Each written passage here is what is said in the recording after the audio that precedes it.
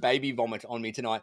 Welcome to Behind the Geeks. I actually nearly started the show tonight with a baby in arm. My wife just called me about 40 minutes ago saying she wouldn't be home in time to go and pick up the little one from daycare. So I had to run across the daycare and pick him up and run back home. And I was thinking, I'm going to be standing here for the first 10 minutes until she gets home with baby in arm, hoping that he doesn't go crazy. But my mum ended up turning up here. She'd spoken to my mum and she turned up. So she's downstairs now with the little one. So we're Sans baby, but we have Richard back. So welcome back, Richard. What a segue. What a segue. And as normal, the legends, Pete Matheson and Scott Riley and yours truly. This is the Behind the Geeks show. And in today's conversation, we're going to talk about PR. I'm going to say Pete and Richard are going to talk about PR because I know nothing about the whole world of PR and public relations and whatnot, or Scott is. And so I'm just going to sit here and listen to the whole thing because PR in an MSP sense, I've never played with and I've never worked with any MSPs in that sense. So I'm here to learn today. But we'll start the conversation off by just a thing that I remember hearing, and it's always stuck with me from someone that all of us in this industry have probably heard of once or twice, the legendary Bill Gates from Microsoft, in that someone asked him if he was to ever start a business again, what would he do when he first started? And he said that he would throw every cent that he has into PR. And I went, oh, that's a bit weird. I don't understand this PR game at all. Like, and here's one of the richest, I think he was the richest person in the world at that time, saying that he would start a business by throwing everything he possibly could into PR. And so I thought it was interesting. I'm interested to hear about from you guys how you guys have seen MSPs or other businesses successfully use PR in the small business space out there, because it's been one of those areas I just never explored myself. I've never dived into it myself. We probably do a little bit of PR here and there, not intentionally. It just happens by nature of being on podcasts and stuff like that. But it's never anything I've dived into. So I'm keen to hear from some of you guys, maybe about some success stories, some tactics, some strategies, some things that you've seen MSPs do well around that space, and things you've seen MSPs make mistakes on around that space as well, and see where this thing goes. So who wants to dive? Could I ask, I guess, maybe just to clarify for people that, I mean, I'm sure everyone knows, but when you're looking to do PR, what are you looking to achieve? Are you looking to, is it certain places? Like, what is PR? If we start off at the basic good starting levels. point. Who wants to do the definition? Well, we've not actually mentioned what PR is. What is it? Because we're very fond of acronyms. It's public relations. But what is that? Public relations, we'll talk about. So public relations is basically how you are presented in front of the public. And the public you might be presented in front of the public via newspapers, via radios, via commentary, all of those type of things. So happy to talk about how I use PR within my MSP business. But I'm intrigued. Scott, you're doing it right here, right now. And everybody knows who Scott Riley is. You're like one of Microsoft's favorite partners in the UK. So how did you get to that stage? Bribery. I'm not sure if I am at the moment. Oh, he's muted. We lost your audio for a second. It was working. Back? Yes, you're back. There you go. Yeah. It's because I called you Microsoft's favorite partner in the UK, and I think Lee Wood is probably joining us live, and he debates that. So, and then they muted me. You guys are stuttering for me, so I wonder if it's my internet. But if you can hear me okay, I will go. Cool. So we're doing a few different things right now, which I guess all kind of amount to PR. One of which is actually working with an external PR agency, but I'll come to that in a second. I guess we're doing a huge amount of just general outreach, and that is, for me, because we're a 2-year-old business, was just like no one's heard of us, no one knows the brand. How do we get out in front of people? And that's just been by an awful lot of giving value, giving time, putting our face wherever we can in terms of like speaking events or being part of the CompTIA panels or being part of this, amazing community with the Tech Tribe and doing live streams, supporting vendors. And getting our name out, with them when we do vendor launch events, and just, being a partner reference for some of those guys. So we've done that for people like Uptime or Pax8, where we'll just, they have a big community of people that we want to reach. And so it's just about sort of, not working with them, but just, being, for us, I think just being honest about our experience and being prepared to stand up and share that in those forums. And I guess just putting yourself out there a bit, because none of that is none of it's revenue generating, none of it's really direct lead generation. And that isn't the real principle of it, although holistically, it does get the brand out there and get our name out there. And so we get seen. And so it's a very slowly catchy monkey approach to just getting the brand out there. But one of the direct things that we did was actually engage a PR firm to work with us to go, right, how do we kind of elevate that? How do we get the brand out there? And the reason I did that was that I got sick and tired of seeing my good friend Phil Story, who runs an agency called Glow. And they have a WordPress management toolkit, which is amazing. Like for agencies, if you look after multiple client sites, he has a whole toolkit, an app that they built. And I just got sick to death of seeing Phil Story on LinkedIn and featured in BBC News and featured in this paper and featured in this local press. And I was like, how are you doing this? And he's like, no, it's just us. I'm like, no. How's this happening? And so we found the agency that he was using, and they are very good. And it kind of flipped my whole idea of what PR is, because for me, that aspect of PR was about press releases and customer testimonials and push content out. And when we met with the PR firm, they kind of turned that whole thing on its head, and they were like, no. The way to really position yourself as an expert is with reactionary commentary. And I was like, so what now? And that was them going, look, these articles are getting published by tech journalists, and different journalists all the time. And they're looking for input. They're looking for industry leaders to make comments on what's happening. And so I was like, I didn't recognize that aspect. I always thought, when you see those bits in Computing Magazine and IT Pro Magazine where, an industry leader, Scott Riley, has this to say. I'm like, yeah, because industry leader Scott Riley's put some money out, and that's why he's got something to say. But actually, no. And so the agency we worked with hooked us up with a number of kind of journalist inquiries that they have access to these huge data. Started, we're losing the audio again, Scott. Uh-oh. Is it it's almost like a loose connection. Yeah. It doesn't seem like an internet connectivity issue. It does sound like the mic's kind of just going in and out, like a loose connection, like Pete said. Any MSPs on the call, please call Scott. Any audio engineers? Offer support. So Scott, with that, for example, so as you're working with them over time, you're getting these direct connections with these PR firms and these kind of, I guess, magazines or journalist contacts.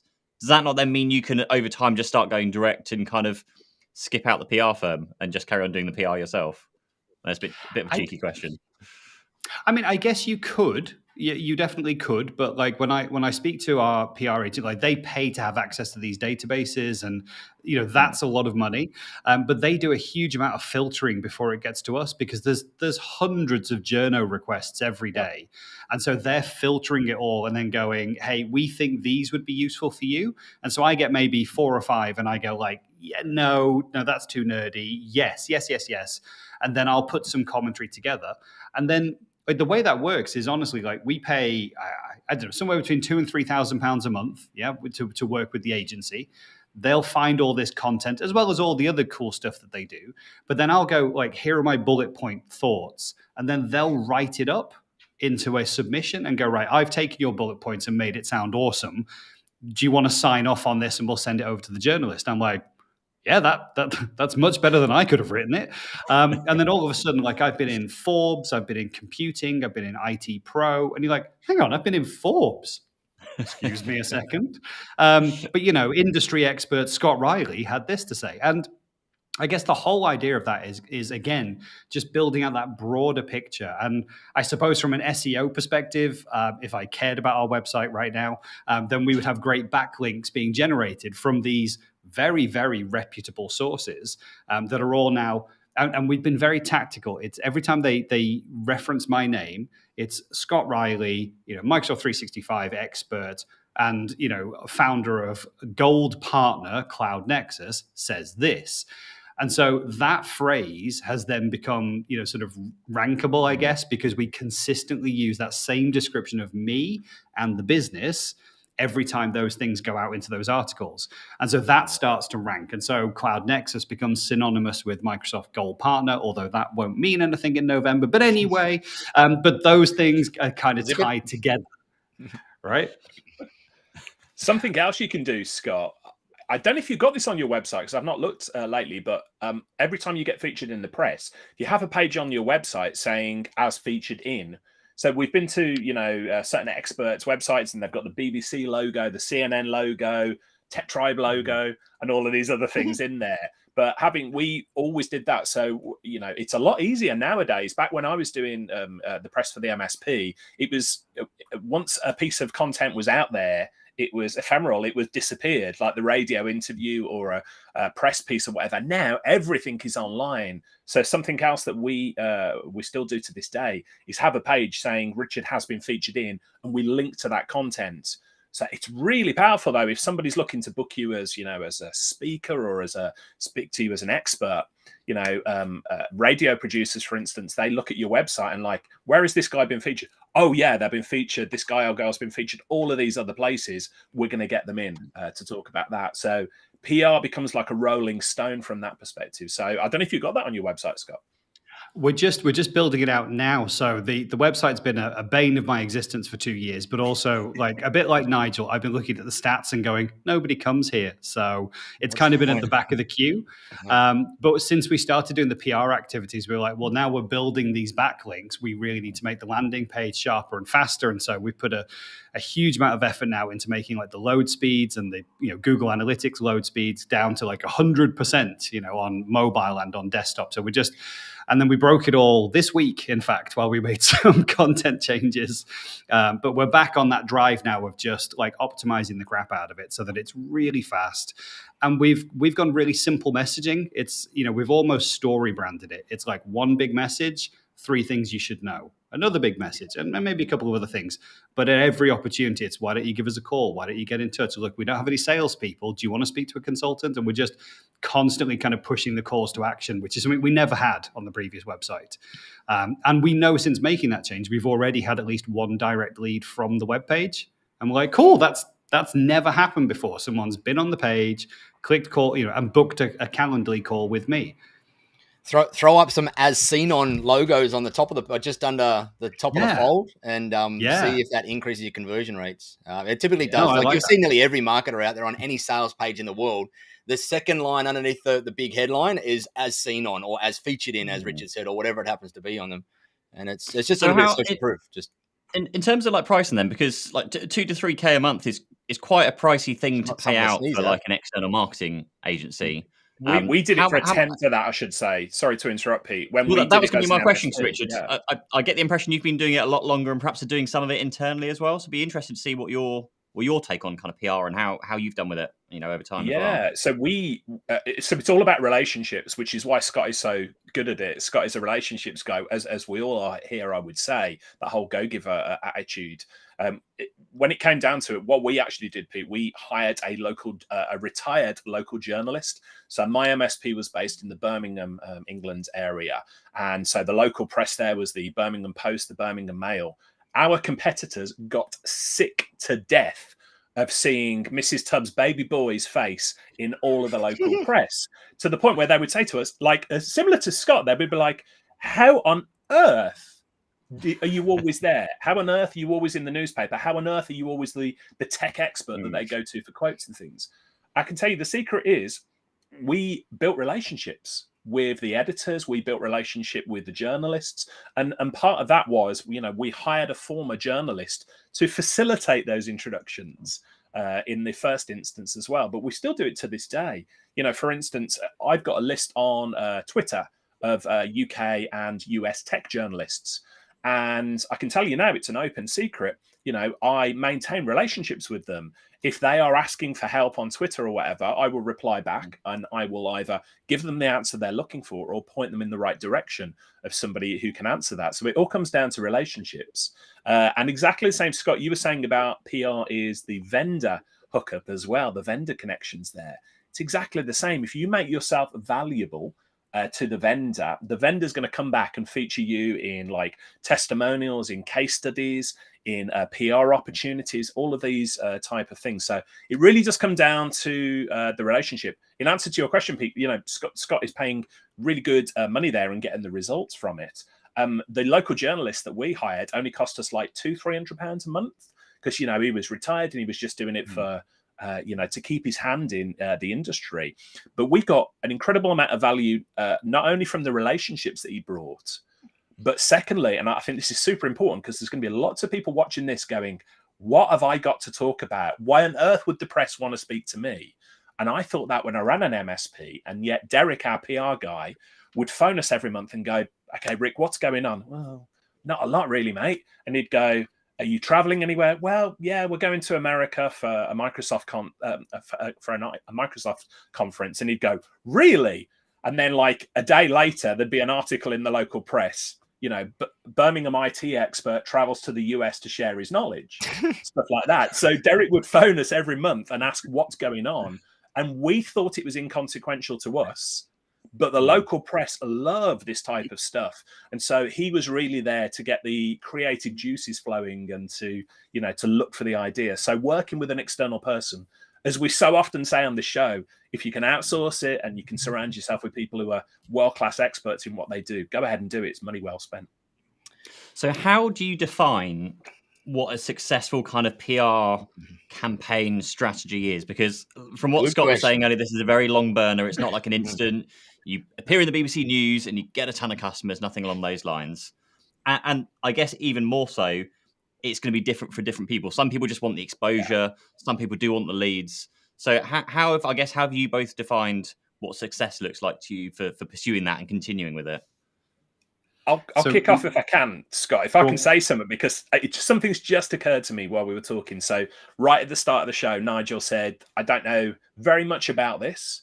I would say, Nigel, I've learned so much from you about metrics-driven business, about, doing things and they've got to be measured and managed. And I'm a huge believer in that. I would say PR is almost the exception to the rule here. In that very, very, very rarely are you going to get somebody who gets in touch with you as an MSP and says, I want to do business with you because I saw you in the Birmingham Evening Mail. It never happened to us. But what I can tell you did happen is when we were at networking events, when we were at, whatever it might be, people would see us speak or would be introduced and they'd go, oh, I saw you in the local press. What was it about? And things like that. And it just gave you that little bit of credibility. And the other thing I would say nowadays is that if somebody is searching for an M365 expert or a company, they go to Scott's website, Cloud Nexus, and they see as featured in and they'll be like, holy cow, this guy knows what he's talking about. So hopefully that's not too vague an answer, Pete, but it's very difficult to measure the direct return on investment. And yet I would say, Scott would probably say, that we're living proof that this stuff does work. I think that's fair. I think we looked at it and went, this is more of an outreach program than it is a lead generation tool. So everything else that we do, which I would consider like the internal, managed PR. So all of our video stuff that we produce, that's just generally for me, that's just marketing. But all of that, speaking events and the go giving that we do with the partners, and just like, because we don't get funded or paid for any of those things to go and be a representative for PAX 8 on their launch briefings or any of those things. I think I got a water bottle, I'll be honest. And maybe some pizza vouchers from time to time. But that's just part of our general outreach. And just, again, it's just part of our strategy to build the brand and get known in the industry, because it's a very small industry. That's the nice thing as well. The MSP space is very small. And for us, our main revenue stream is other partners. We help other partners. Yes, we have some direct business, but predominantly we help other partners with their 365 projects. And so it's a great space for us to work in. The external PR, I've kind of looked at it as every other external kind of marketing outsource or any other outsource thing where it's lead generation in some way, and said, hey, I'm prepared to run this for 6 months and then measure what that looks like. And in very simple terms, I'm always looking for, an opportunity, a lead that has covered the costs of that to run for the first 3 to 6 months. Because then I'll go, well, look, at least now we're net. But actually what we've done is we've built, a wider audience, a wider net for us to promote to. And it is a compound thing. You can't look at that 2 or 3K a month. And I say it's 2 or 3 because it's actually 3, but we did a deal where we went, look, 3 is just too much for us. Okay, at this stage, we can't do 3. Can we have a reduced amount of your time and effort? And we actually agreed on like 1,500. Okay, so we agreed on 1,500 a month, and we'd run it for 6 months. So we're putting 9K into PR, and then we would review. So this agency should be about 3K a month. And I was looking at that saying, how does that help kind of elevate us, on the stage? And I think we've come to the end of that 6 months and gone, we're not going to continue right now, more just because like that 1,500 a month, even that is expensive for us at this stage. And we're just going, right, it's probably not the right time. And the reason is, like, every 2 weeks, like Richard said, we have a check-in call with the agency to go, right, what have you done? What's happening? Where are you going? Where are we with these customer testimonials? And it's kind of pulled out some weaknesses inside our organization, which says, look, we're not great at chasing for testimonials. We're not great at getting the press releases written up. We're not great at getting customer commentary because we're so busy delivering. But also we do an awful lot of delivery for partners. And so those aren't case study worthy and those aren't, press release worthy because we can't do that because it's the partner. So we've seen like a weakness in maybe our approach to using PR in that way. So the reactive commentary is really great. Like that's really strong and it gets our name and brand out there and it builds the SEO. But I don't think that it's a great lead generation tool for us. And so I'm at that decision point right now of going, I don't know if we're going to continue with this today, because financially there's probably other places that we can put that cash. Or to be honest, we need to keep that cash right now in the business while we go through the next phase. And then I think as we've matured, we'll come back to external PR. But what we won't do is cut back on all of this giving that we do and the events and talks and panel discussions and all of that stuff, because I think that is direct lead generation for us. Would it like an alternative, particularly for an MSP, like a local MSP, perhaps geared towards Richard, because I know he's done a lot of it, would it be better to spend your time and effort doing public speaking gigs locally? Because that's when you're networking with potentially your clients. That's a great question. One of the things that we did, the relationships we built up was with not only the local press, but the local radio as well. And now I'm going to say something here in danger. I've just been talking about building relationships with press and journalists and stuff, in danger of alienating any press and journalists watching now. Journos are lazy people. So they want to be spoon-fed with answers. So if you can, as Scott talked about, if you can make sure that you're giving them sound bites and the right sort of answers, that's one way. So that's one tip I want to throw out there. But to your point, Pete, local speaking really worked for us. So we built relationships with BBC Radio WM in the Midlands, and that sort of spread further afield. So we were regularly on radio shows, talking about the latest tech and doing this, that, and the other. You've certainly got a face for it. I've got a face for radio. Thank you, mate. 3 weeks away, and this is what I come back to. But we also looked for opportunities to speak at like local chamber of commerce, local business networking events. We got in touch with trade associations, which we've touched on before. This is all the to a degree the go-giver stuff that you talk about, but you would be absolutely shocked. MSPs watching this and you're thinking, somebody else has already, they've already gone there and done it. IT people do not stand up and talk in front of other people that often, so if you can find somebody who, if you can get good at it and put yourself out there, even if you're not comfortable with doing it, you will get comfortable doing it the more you do it. And I can tell you now, the first time you sit down and do a radio show or a live presentation or anything like that, it's so totally nerve-wracking, but you're the expert, you know about it, and people listen. And so we've talked before on this show, haven't we, that, if you're in front of an audience full of people, they defer to you as the expert. Imagine doing that, and imagine having that magnified by your local radio audience or whatever it might be. So it's a really good point, Pete. So how did you get started with that? Was that your journo contact that got you into like the BBC level? I imagine that like the Chamber of Commerce, that's just you just deal with locally with the Chamber of Commerce direct. But Yeah, the actual kind of BBC level, yeah. we did that. If I was to do it again today, though, knowing what I know, it is literally just about, it's a multifaceted approach. If you feature where you've been featured already, it makes opening doors a lot easier to journalists and others. So you're going to be featured, I've been featured on loads of BBC radio around the country, not just locally, because they saw me on Radio WM and they're like, oh yeah, that will work. So making sure that you talk about what you're talking about, talk about what you're doing. But then secondly, nowadays, you can connect with your local breakfast radio host on Twitter. Like the guy or gal in between playing the music will literally be on Twitter looking for the next thing to talk about.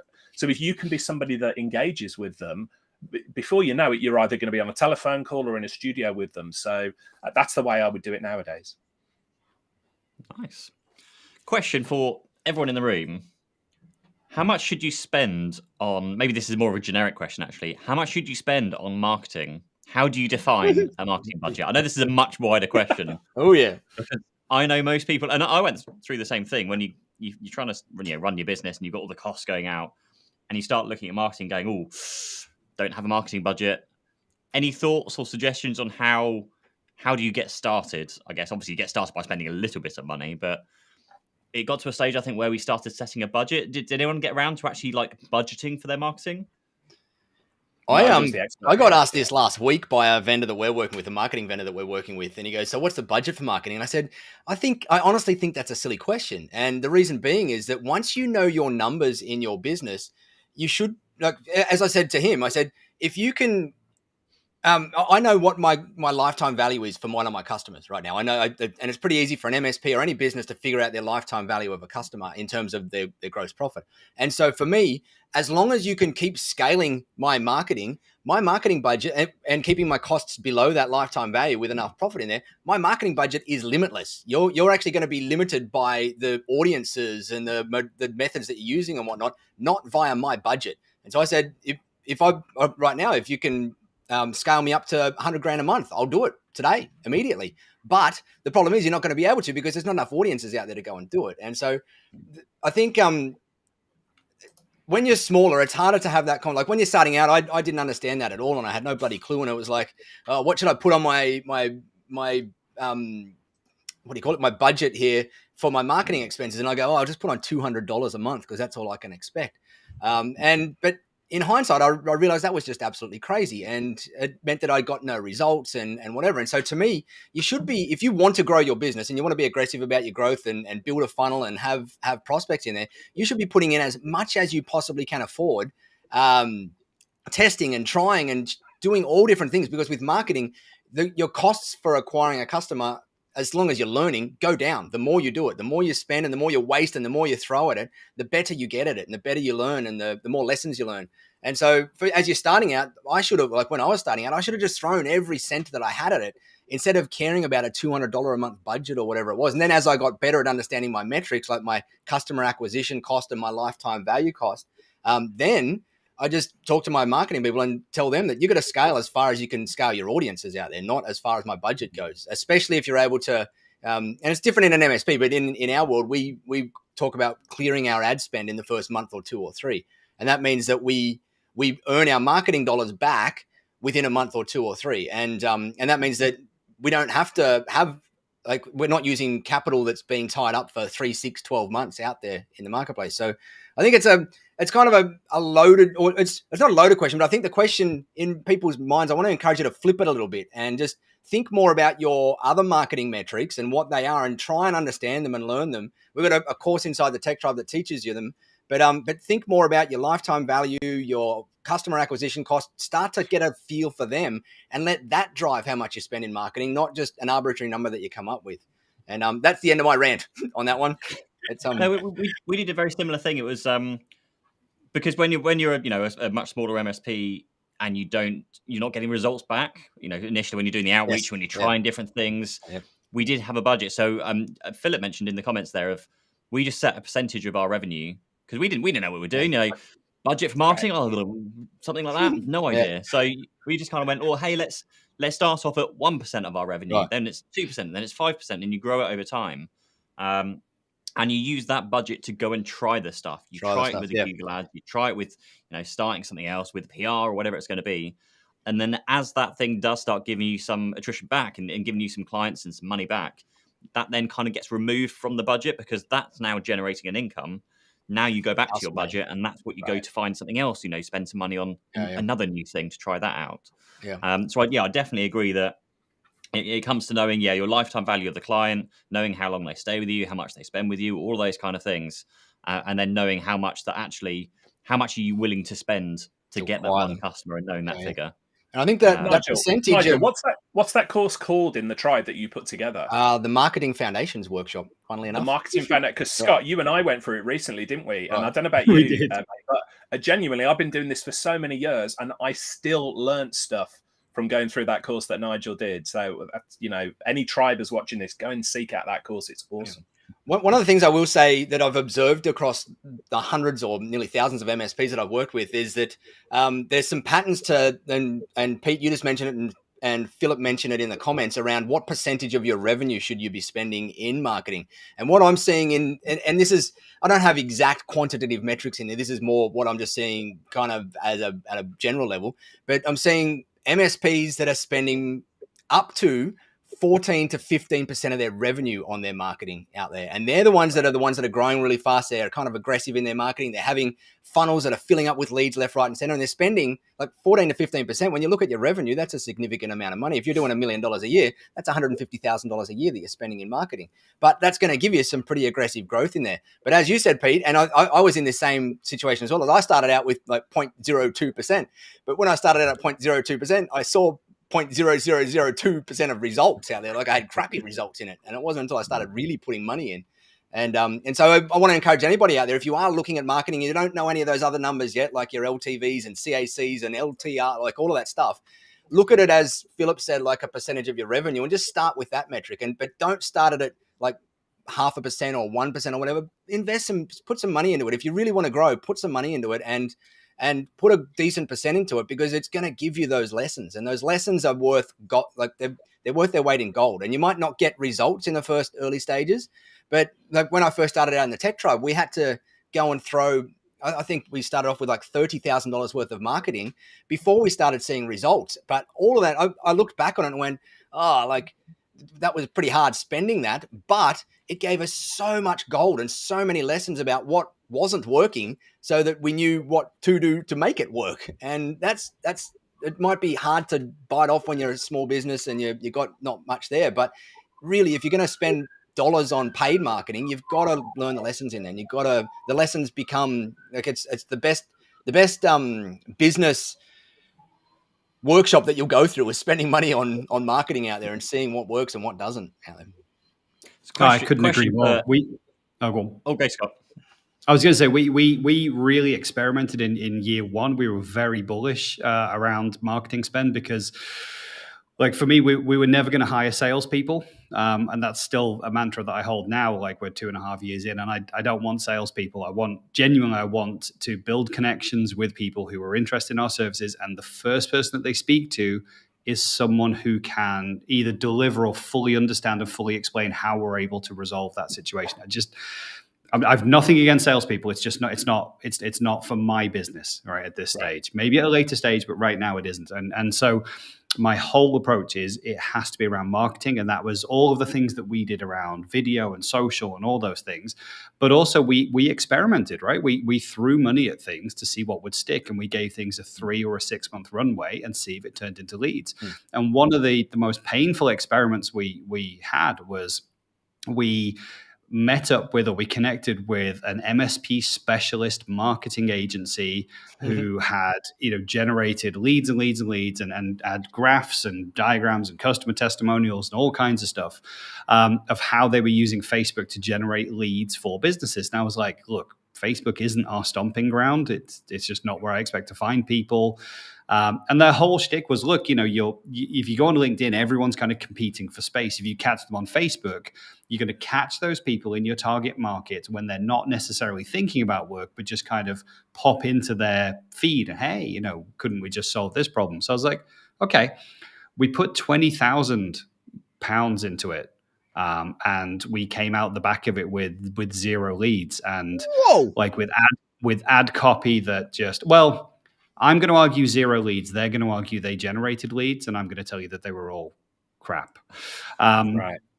But they would generate ad copy that was so off-brand for us, and I'm like, no, this isn't us. This isn't how we talk to people. This isn't the kind of spammy article I want with our name next to it. And they're like, no, but this gets results. And they're like, 11 Android apps you should remove today. And I'm like, but we don't do Android or phones. Yeah, but we're just doing. And I was like, man, okay.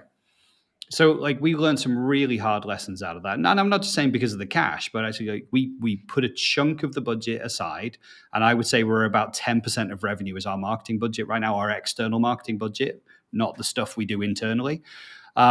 And we learned so much just around like tone of voice, our values, how we want to be seen, who we should partner with that is then going to represent us into the wider market. And it's learning those lessons and being bitten in the bum by those things that I think help. And I'd be happy to share some of those painful lessons if people have questions. But I just think you have to do your diligence. You have to do your research. You have to get real references. Don't just take the vendor's word for it or the partner's word for it. We've worked with a number of external agencies who seem to have great stuff on their website and great stats to show you. And then when you get working with them, you're like, this isn't going to work. And it's expensive, right? I can genuinely say that the PR firm that we worked with has been fabulous. Okay. And they really took the time to understand our business. And one of the first things they did was came back and said, we understand your business is this. These are your target markets. This is where you should be heading. This is what we've seen is happening in the industry. And I'm like, cool. I've actually learned something from this session that I didn't know. And they broke down, sort of market dominance of Microsoft versus Google. And I was like, oh, wow, I didn't even know this stuff. And that showed me that we were then working with someone who did want to take the time to understand our business and how we were going to work together. And I would just genuinely encourage you, if you're going to work with an outsourced partner, tone of voice is important, references are important, and then track what those leads are and how they're coming back and how that spend is over 3 and 6 months. But put a timeline on it. I would say you can't get anything in less than 3 months. If I'm really honest, you won't see traction in less than 3 months. So don't just get to 3 months and go, well, this was a waste of money. Look at it, see how it's growing, see how it's developing. Is it getting the brand out there? It might not have turned leads around yet, but these things are slow burns. They're 6 months is my kind of minimum view on those. Yeah, we got some questions coming in on the chat around building relationships with journalists and things. There's a couple of resources I want to shout out. So Mark Hancock said, as a nimble MSP, should we be looking to make direct relationships with these organizations, journalists? Absolutely, Mark. And, that costs nothing to do, going back to the whole Go Giver strategy we talked about. A couple of resources I want to give a shout out for. So I mentioned earlier on that I've got a tech journo list on Twitter. It's open to everyone. So if you go to tub.co/tech journo, that's a good place to start. Start replying to tweets from some of these journalists, and getting engaged in conversations. The other one that I give a shout out to, and to my memory, it doesn't cost anything. I might be wrong, or if it's very low cost, it's called Haro, Haro, and it's called Help a Reporter Out. Yeah. And this is like a mailing list type thing that comes through where reporters are saying, I need some help on M365, a story I'm doing. And so if Scott was on the list, he would get that and he can jump in and reply to them directly. So those two resources there, it's just about building relationships with the reporters, though. So that you could do that. It doesn't cost anything other than your time. That Haro one I had written down here as well. It's a great one. I know a number of friends that have used it very successfully in their business. And I know a number of MSPs that have worked with it as well in cybersecurity. They just subscribe because you can subscribe to the different topics that they push out feeds for. And they were subscribed to cybersecurity or IT security or whatever. And every time an article request came through or an expert request came through about that, they were replying, and they weren't just replying saying, hey, I can help. They were replying with all the details up front, Go Giver, proactive, with all of the stuff, and they were getting replies from them and being featured like Scott was in Forbes and business magazines and all sorts of stuff. Based on just these simple little things on Haro out there. So it's a really good one. I've seen a number of people use it. I want to give another angle here as well, because we're talking about marketing, we're talking about PR, and we're looking from the perspective of, we're going to draw in clients, or that's the goal. But just remember as well, one of the biggest challenges that MSPs, tech companies as a whole have, is finding good talent, finding good employees. So don't underestimate, if you are getting good local press, how much that can put you in front of potential employees. So I can see in the chat, Kerry says, I like the idea of providing expert advice to local voices, but we may already be past that point where it would be to our benefit. Kerry, I would advise, go and take a look. There's a UK distributor called Geocom. They're based in Hull, near the northeast of England. They do, in my mind, the best example of local PR. So, they find very little difficulty hiring members of staff locally because they're super well known. They've got a real good PR machine. They're featured in the local Hull press all the time. So whilst it's not going to affect us as MSPs, we're unlikely to be reading like the Hull Observer or something and say we're going to work with them. When it comes to employees, it's a big draw to realize that the company that you're thinking about is featured in the local press as a great employer, doing big things, winning awards and stuff like that. So I wanted to throw that out there because it's not just clients that you're going to attract through PR. It could be potential employees as well. I guess the whole awards thing falls under the PR arm of a business too, right? Like all your CompTIA awards, or out here we've got CRN and ARN, and all those awards do end up becoming a PR initiative essentially at the core. Yeah, we could do a whole show on that, I'm sure. On awards, we'll have to bring Jamie Warner in on that one. The Envirosoft founder, he has built his MSP to nearly $10 million now in revenue, and he's very heavily used awards processes through his marketing and his PR process of that. I'm going to throw a question out here now, and I'll go first, so you've got time to think about it. And it's just going to be a bit out there. So if you were given $3,000 a month for your marketing budget, what would you spend that on each month? So I've just made a few notes now. So I would spend mine on, and this is going to be a really random list of things. There's a marketing agency here in the UK, Entrepreneur Circle, which would cost me about 100 quid a month. So I'd put 100 quid into them. Of course, I put 50 quid into Tech Tribe a month. That just makes sense. Because and talk about marketing, you're learning the marketing stuff to... Right. I was going to say, how's that marketing expense? And then I thought, hang on, we got a lot in there. I personally, because of what I do, I put like $1,500 onto video marketing, making the videos, the idea generations, outsourcing thumbnails and various things to, editing and all those kind of things. 250 quid I probably put towards podcasts, someone to help me run a podcast, distribute it, again, artwork and those kind of things. I think my podcasts have got a huge amount of value. And I'd probably also spend probably $1,000 a month on a marketing apprentice, because here in the UK you can spend, probably anywhere from £500 if you really wanted to be cheap, to about $1,000 a month if you want to, still stay on the marketing apprentice level and get a full-time, essentially, employee. And that person could, enter the awards for you. So we had an apprentice for us that one of their kind of tasks was to keep an eye out for any awards that were coming up locally. And if we missed them, then they put it in the calendar for next year. So we caught them next year and could enter in time. So just they can do tasks like that. They can help towards the videoing, the podcasting. They can do some social outreach. They can just do a lot for you for that money you're spending. If there's a retired local journalist like Richard's got, then I'd probably throw 300 quid at a local journo as well, I think. And I think that's probably about that. That probably adds up to about the 3K. That's kind of what I would do if I was starting today and just given $3,000 a month and told go spend it on something. But it'd be interesting to see what everyone else thinks, because I know everyone else has got their own kind of passions and thoughts on what works. That's to promote an MSP offering for content. For an MSP, yeah. So if I was starting an MSP today, that's what I would go for. All right. He wants to go next. I know I've not given you much time to think about it.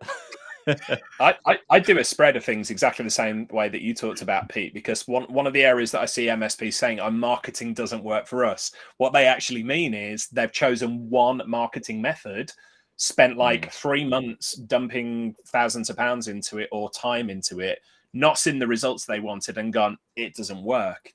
All the methods that you've talked about there. So, I would definitely build a relationship with a top quality video editor locally as well, and I'd get good at doing video, and then you can leverage that video into so many different formats.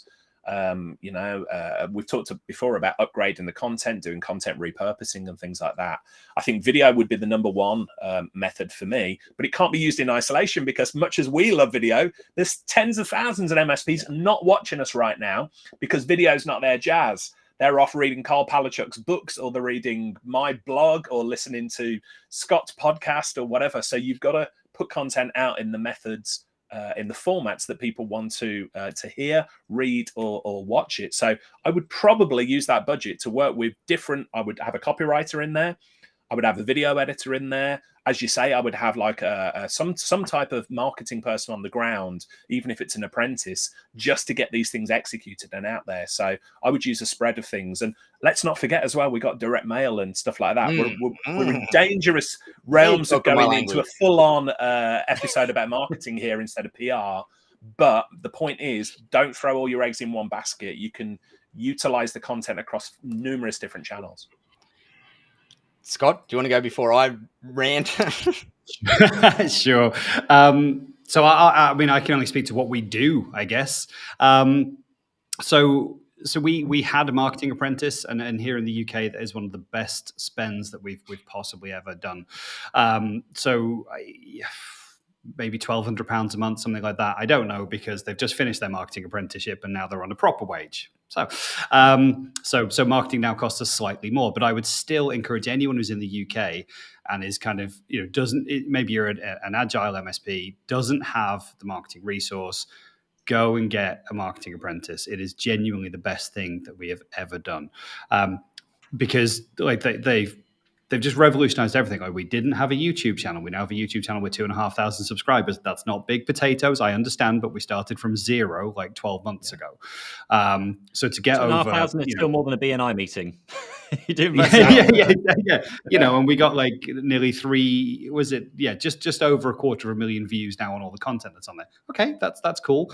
Pete gets that on one video, but we're getting there. But the point is, they've done that, and so all that, the filming, the editing, the post-production, all of that stuff gets done in-house. You can outsource that if you don't want to go and do it, but like, she records the video, she sets up the cameras and the tripods and the lighting, and all this stuff that's in here today that I'm looking at you at is all set up by our marketing apprentice. She'll then do the website. So all those website optimizations I talked about, I think just before this session, where we've done that, fixed all the page speeds and all the content and rewritten it in a story brand method, that's all done by her. Our shock and awe packages, as they're called, so our customer welcome packs. So these are branded welcome packs that we've made for customers. The whole box is branded. We have this mascot Claudio that's in there. We have branded water bottles that she's designed, all this kind of stuff. Booklets, the cybersecurity booklet from the Tech Tribes, fully rebranded. She's done all of this. And what started off as a 3-month, here's what it is and what we do and how we work. To be honest, it doesn't matter what we do. She doesn't understand the technology side of things. She doesn't need to. What she knows is how to look at the stats and see, right, how do we drive more engagement across our content? And she's just slammed that for the last 12 months. So it's definitely the best spend.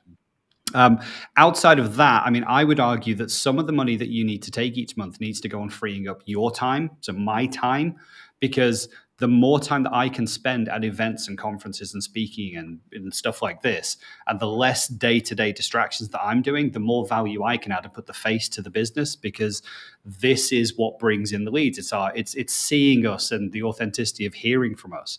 So if you can use VAs, as we've talked about previously, to offload that day-to-day stuff that you shouldn't be doing as the founder or the owner or whatever your job title is, get that off your plate. Yeah, get the nif-naf trivia off to someone else. And then, we do use tools. I mean, there's so many tools that we use, like the Hootsuites and the active campaigns and all of that stuff to sort of automate our posting, automate our engagement and our email, responses, and all those things all add up. We use Zapier to tie all those things together. And there's a good, I would say, £400 to £500 a month in tooling that we use that just kind of ties everything together, right? And again, it stops people having to do manual processing and clicking and pushing. And so, you need that, again, is coming back to freeing up your time and your staff's time to spend more time with people, get on the video and all that kind of good stuff. That's me. That's what we're doing right now. It's automation tools, offload my time and marketing person internally, but no salespeople. So we've chosen to fund marketing and all of that activity. We don't do any outsource at the moment. As I say, we were working with an external PR firm, but just genuinely for budget reasons, we're pulling that back in right now. And then we'll revisit probably when we're in better shape in terms of our process and our customer testimonials and getting things out from customers. And then we'll go back on that. Cool. All right, time to rant. He's been holding this in. Can you see? I've been holding it in. So I would take a slightly different approach because I'm a little bit of a different guy.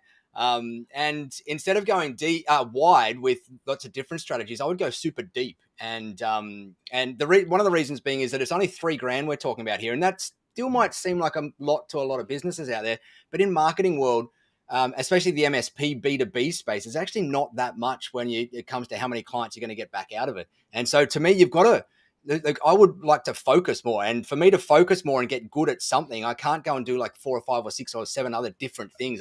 What I would be doing is, number one, I would, shameless plug, go and take the Marketing Foundations course inside the Tech Tribe library, just because it would give me a good foundation of the language to use, the lingo to use, the mistakes to avoid, and all that sort of stuff.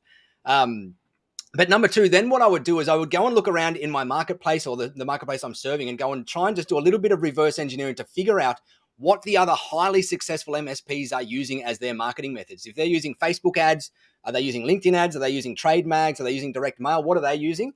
And then I would triple down on just figuring that out. I'd start off first with just some basic retargeting stuff, just so that, and what retargeting is just if someone goes to your website, then on all the news sites and everything around you, they're going to see your ad afterwards. You get pixeled by them and whatnot.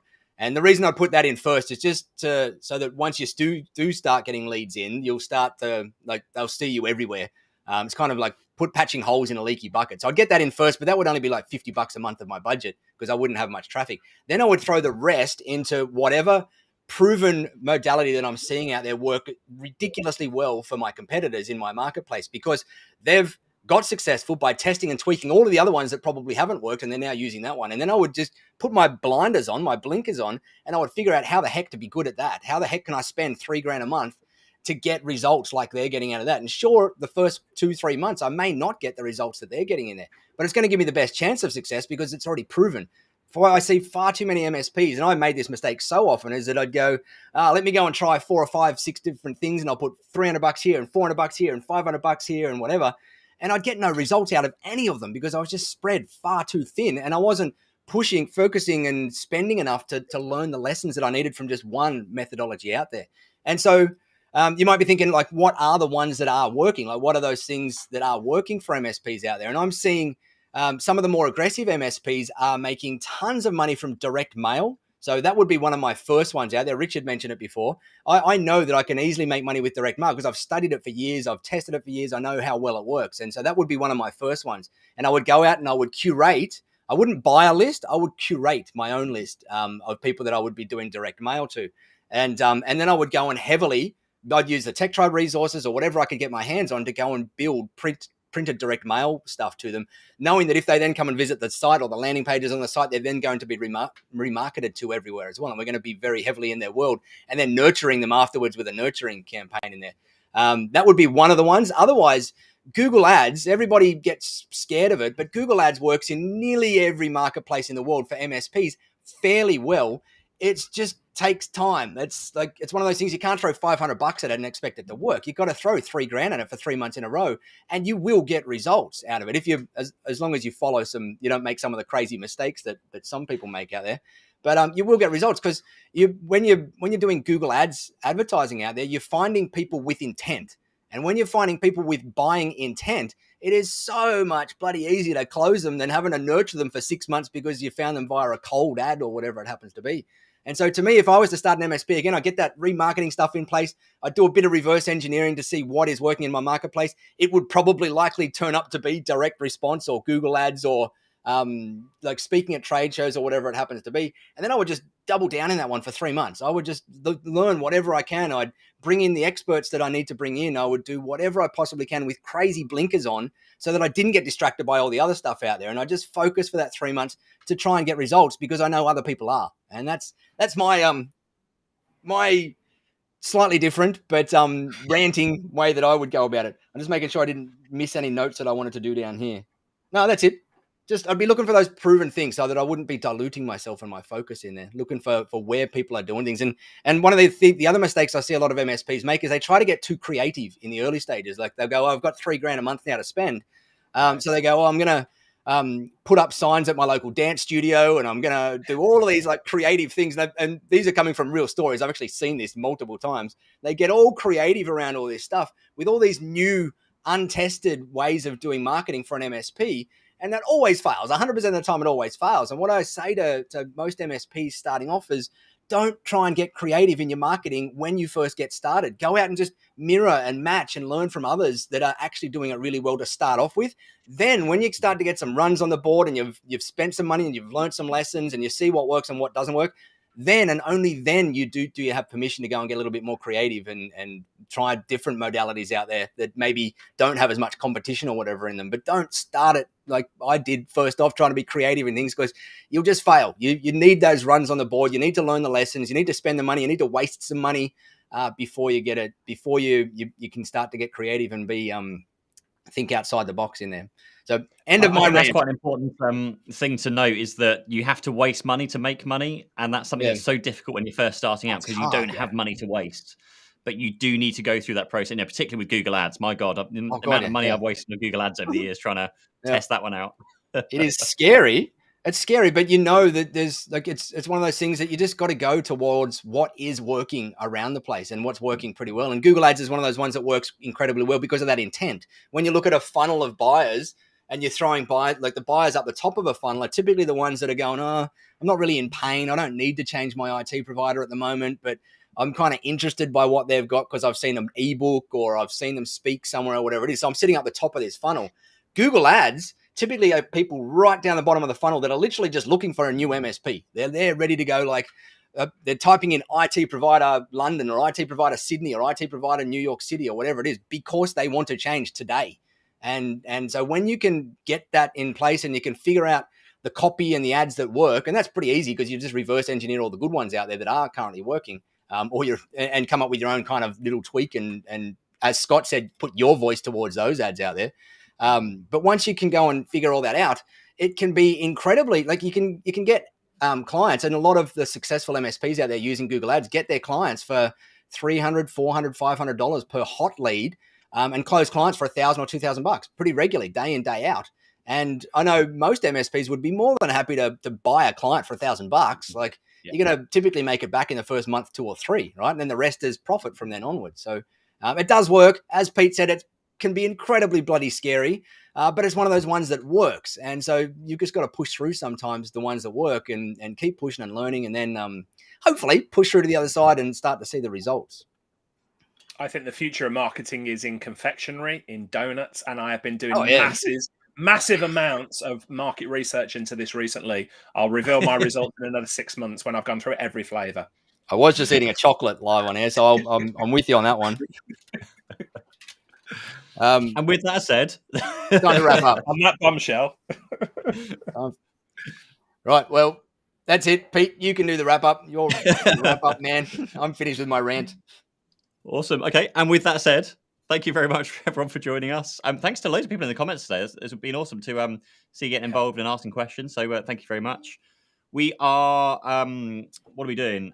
Yes, subscribe down below if you're not already on YouTube into that corner. We got it right. No, that corner. There, down there. I was just being smart. If you are listening to this on various podcast platforms, grab it onto Stitcher, the App Store, Apple Podcasts, Spotify, whatever it is, get me. And grab the links down below. There's some links down below for Tech Tribe and all of our other various collective things that we want to shill. So go and have a look at all of those things.